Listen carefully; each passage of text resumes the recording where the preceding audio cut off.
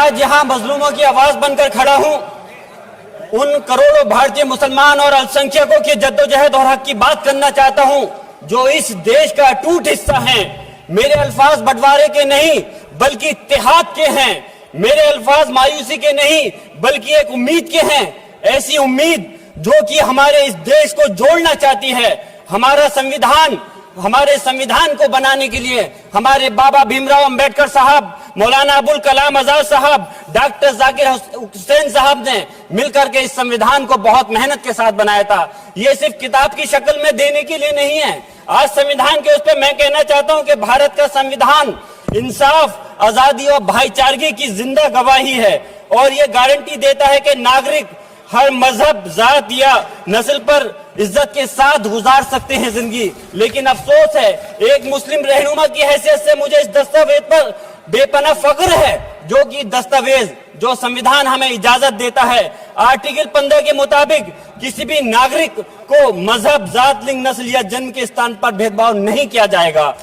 Article 19 में बोलने के अभिव्यक्ति की आजादी का हक दिया गया है जो कि हमारे अधिकारी को हक की आवाज को छीनने का आप काम कर रहे हैं। आर्टिकल 25 अपने मजहब को मानने और उस पर अमल करने की आजादी देता है। आर्टिकल 29 के तहत अल्पसंख्यकों के हकों की हिफाजत करने के लिए प्रावधान किए गए हैं। लेकिन आप तो हमारे हकों की छीनना चाहते हैं। माननीय सभापति जी, मैं आपके माध्यम से कहना चाहता हूं कि आर्टिकल 30 के अंदर अपने तालीमी इदारों को कायम करने और उनके चलाने का हक है, लेकिन हमारे साथ ज्यादती हो रही है। ये संविधान को अगर आप कमजोर करेंगे तो याद रखना ये देश कमजोर होगा, हमारा मुल्क कमजोर होगा। जो संविधान के प्रति वफादार नहीं हो सकते वो हमारे मुल्क के प्रति वफादार नहीं हो सकते। मैं उस संभल की सरजमी से आता हूं जहां पर 15 दिन पहले एक संविधान को कमजोर करने का काम किया गया। वहां पे जिस प्रकार से 5 मजलूमों की जान ले ली गई, जिस तरह से 30 से ज्यादा लोगों को गोली मारकर घायल कर दिया गया और 27 से 50 से ज्यादा लोगों के खिलाफ मुकदमा दर्ज किया गया। मैं पूछना चाहता हूं माननीय सभापति जी, मैं सांसद हूं, मैं अपने मुकदमे का मैंने कहा था मुझे डर नहीं है। मेरे खिलाफ मुकदमा लिखा गया, मैं वहां मौजूद नहीं था और ये मुकदमा जो हमारे चाहे विपक्ष के सांसद हो या सत्ता पक्ष के सांसद हो, आप याद रखिए जनता की आवाज हो, जनता के बीच में जाकर के आपके जवाबदेही बनती है। और मैंने अपनी जनता की आवाज को उठाने का काम किया तो क्या गलत किया था? माननीय सभापति जी, सिर्फ इस बुनियाद पे मुकदमा लीजिए गया। आज मैं आपको बताना पॉइंट पे बोल रहा हूँ, संविधान पर ही बोल रहा हूँ माननीय सभापति जी। आज मैं चाहता हूँ उन लोगों को इंसाफ मिलना चाहिए जिन्होंने ज्यादती की है, उनको सजा मिलनी चाहिए। और आज एक इमाम को सिर्फ इसलिए गिरफ्तार कर लिया गया संभल के अंदर कि सिर्फ उन्होंने अजान लाउड स्पीकर से दे दी थी। अफसोस है कि आज हमारे साथ ऐसी ज्यादती हो रही है। माननीय अध्यक्ष जी, हमारे संविधान किसानों को मजबूती की बात करता है जो इस देश की रीढ़ की हड्डी है। 130 किसान जो 10 दिन से ज्यादा समय से जेल में बंद हैं, आप किसानों को हक नहीं दे पा रहे तो किसको हक देने का काम करोगे? मैं अफसोस करता हूँ आज पूरे प्रदेश और मुल्क के अंदर जिस तरह से हमारे लोगों की हिफाजत नहीं की जा रही। एक मॉब लिंचिंग सिर्फ धर्म के नाम पर, अगर कोई मुस्लिम है, ओबीसी है या पिछड़ा समाज का, एससी समाज का है तो नाम पूछ करके उसकी हत्या कर दी जाती है। बुलडोजर चलाए जा रहे हैं। हेट स्पीच, अगर कोई हम कुछ बोलते हैं तो हेट स्पीच करके मुकदमा दर्ज कर देते हैं। और जो हमारे धार्मिक आका हमारे सल्लल्लाहु अलैहि वसल्लम की शान में गुस्ताखी करता है उनके खिलाफ कोई कार्रवाई नहीं। मेरे पास समय कम है इसलिए तेजी के साथ में मुझे बोलना पड़ रहा है। माननीय सभापति महोदय जी, ये सवाल बंटवारे का नहीं बल्कि हम वतनों के लिए जिनका जमीर मर गया है उनके जमीर को जिंदा करने के लिए है। हम चाहते हैं इस देश की आजादी, हमारी देश की सभापति जी, बस मैं अपनी बात खत्म कर रहा हूं, 1 मिनट। हमारी देश की आजादी के लिए मैं ये कोई बंटवारे की बात नहीं कर रहा, लेकिन हमारे मुस्लिम और हिंदू समाज सब लोगों ने मिलकर के इस देश को आजाद कराने का काम किया था। आज उनके साथ ज्यादती क्यों की जा रही है? हम लोग अपने इस मुल्क के अंदर मजबूरी से नहीं रुके बल्कि हम जो है अपनी मर्जी से रुके थे। हमारी मुल्क को आजाद कराने में हजारों लाखों मुसलमानों ने शहीद हुए थे। माननीय सभापति जी, कॉन्क्लूड कर रहा हूँ सिर्फ राजकुमार से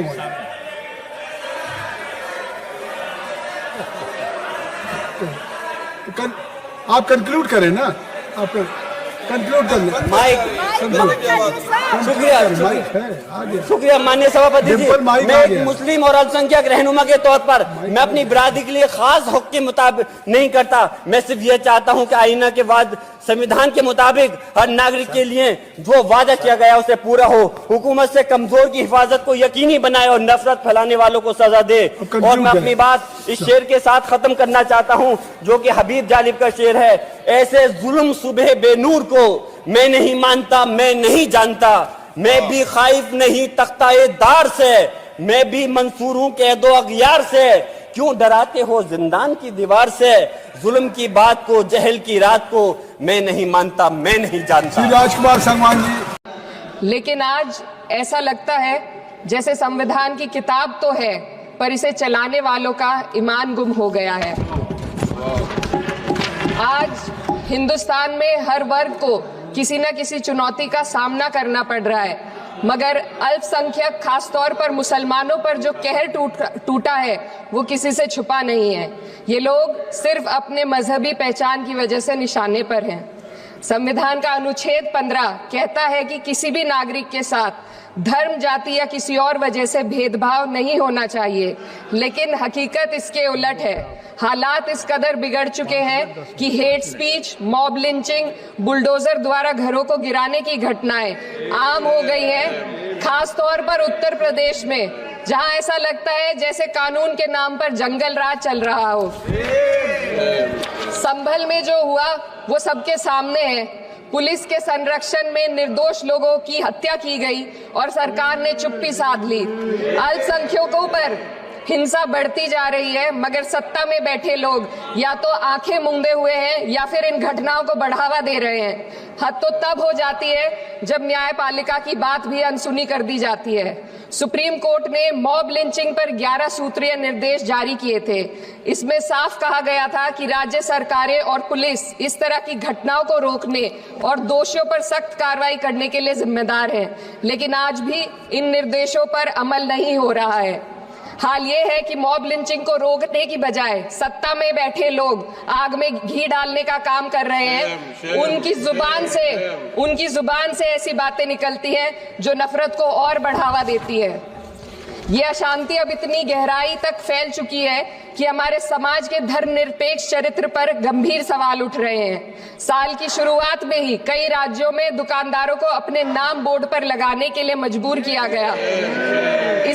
इसे सेहत और सुरक्षा के कानूनों का हिस्सा बताया गया, मगर असल मंशा कुछ और थी। ये कदम खास तौर पर मुसलमान दुकानदारों को निशाना बनाकर उठाया गया ताकि उनकी रोजी रोटी पर चोट की जाए। पिछले हफ्ते मुरादाबाद में एक मुस्लिम डॉक्टर को हिंदू बहुल्य मोहल्ले में घर खरीदने पर विरोध झेलना पड़ा। वजह बताई गई कि इससे मोहल्ले की सामाजिक शांति बिगड़ जाएगी। अब आप ही बताइए, क्या ये वजह सही है, जायज है?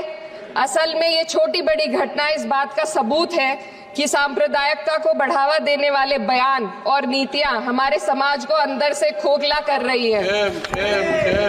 उत्तर प्रदेश में यति नरसिंहन ने बेहद घटिया बयान दिया, लेकिन सरकार इन बयानों पर कोई कार्रवाई नहीं कर रही।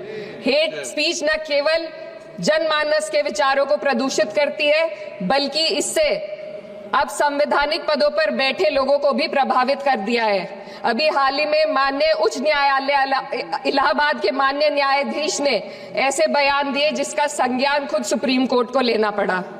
संविधान के अनुच्छेद 29 और 30 ने अल्पसंख्यकों को उनके मजहबी और सांस्कृतिक हक दिए हैं ताकि वो अपनी पहचान को बचा सके और अपने संस्थान चला सके, लेकिन आज उन्हीं हकों पर हर तरफ से चोट की जा रही है। वक्फ जैसे बिल लाकर उनके धार्मिक अधिकारों को छीनने की कोशिश की जा रही है। आज अल्पसंख्यक समुदाय को संविधान द्वारा दिए गए अपने बुनियादी अधिकार पाने के लिए लंबी लड़ाई लड़नी पड़ रही है। ऐसे कई मामले अदालत ने न्याय देकर संविधान की रक्षा की है, लेकिन अदालती प्रक्रिया में जो समय लगता है उसकी वजह से देश के सामाजिक ताने बाने को भारी नुकसान उठाना पड़ता है। मिसाल के तौर पर इलाहाबाद हाई कोर्ट ने 2004 के मदरसा एक्ट को रद्द कर दिया था, जिससे मदरसों के संचालन पर सवाल उठे थे। हालांकि सुप्रीम कोर्ट ने बाद में इस फैसले को पलट दिया और एक्ट को वैध करार दिया, लेकिन इस प्रक्रिया में जो समय लगा उसने अल्पसंख्यकों को बेचैनी और संघर्ष के दौर में डाला है। इसी कड़ी में प्लेसेस ऑफ वर्शिप एक्ट 91 भी आता है और कई अन्य अधिकार, उन्हें भी इसी तरह अदालती लड़ाइयों में उलझाया जा रहा है। ये स्थिति न केवल अल्पसंख्यकों के अधिकारों की राह में रुकावट है, बल्कि justice delayed is justice denied जैसी कहावत को सिद्ध करती है। मैं इस सदन से दुनिया भर के अल्पसंख्यकों की आवाज उठाना चाहती हूँ, खास तौर पर हमारे पड़ोसी देश बांग्लादेश में अल्पसंख्यकों के साथ जो हो रहा है वे दिल को गहरे तक चोट पहुंचाने वाला है। उनकी जान माल की हत्या की जा रही है। बांग्लादेश हो या हिंदुस्तान हो या कोई और देश, अल्पसंख्यकों की सुरक्षा, इज्जत और अधिकारों की हिफाजत हर सरकार की सबसे पहली जिम्मेदारी होनी चाहिए। मैं इस सदन से अपने देश के अल्पसंख्यकों के साथ बांग्लादेश के पीड़ित अल्पसंख्यकों की आवाज को एक साथ उठाना चाहती हूँ। ये वक्त की पुकार है कि हम सब मिलकर ये सुनिश्चित करें कि किसी भी इंसान को उसकी पहचान या मजहब के कारण डर कर जीने पर मजबूर ना होना पड़े। जहाँ हक छीने जाते हैं वहाँ अमन खो जाता है। ये बात हर सरकार को समझनी चाहिए। अगर हम सच में अपने संविधान का सम्मान करना चाहते हैं तो हमें नफरत और भेदभाव को खत्म करना होगा। हमें ये दिखाना होगा कि ये मुल्क हर वर्ग, हर जाति, हर धर्म और हर समुदाय का है, और जब तक ऐसा नहीं होगा तब तक संविधान की आत्मा सिसकती रहेगी। सर, अपनी बात को खत्म करते हुए मैं एक शेर अर्ज करना चाहती हूँ। ये दाग दाग उजाला, ये शब गजीदा शहर, वो इंतजार था जिसका ये वो शहर तो नहीं। लेकिन अगर इस सदन में बैठे हम सभी सदस्य ये ठान ले कि हमें संविधान के मूल्यों को लागू करना है और उसे लागू करने का प्रयास करें, तो वह सुबह जरूर आएगी जिसके लिए लाखों भारतवासियों ने अपने जानों की कुर्बानी दी थी। श्री हनुमान बेनीवाल जी